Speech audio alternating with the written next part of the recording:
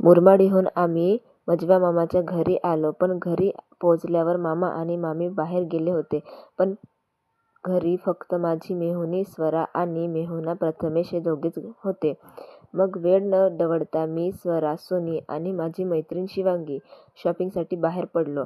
पण म्हणतात ना, आधी पोटोबा मग विठोबा, म्हणून सर्वात आधी आम्ही शेवपुरी आणि दहीपुरीवर ताव मारला. खरंच इतकी स्वादिष्ट होती की मन अगदी तृप्त झालं.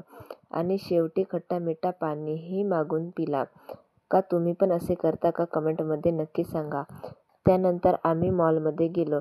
तिथे कपड्यांची किंमत पाहून मला तर आश्चर्याचा धक्काच बसला. कारण कपड्यांची सुरुवातच फक्त 99 रुपयांपासून सुरू होत होती. थोडे फिरलो, थोडा आरशासमोर फोटो काढले आणि मग थेट किड्स सेक्शनमध्ये गेलो. कारण माझ्या साईजचे कपडे तिथेच मिळतात. खूप शोधाशोध केल्यानंतर मला माझ्या साईजची एक छान जीन्स मिळाली आणि तिची किंमत होती फक्त 199. मला तर विश्वासच बसत नव्हता. म्हणून खात्री करण्यासाठी मी जीन्स बिलिंग काउंटरवर नेली आणि खरंच त्याची किंमत 199च होती. मग काय, ती जीन्स मी लगेच घेतली.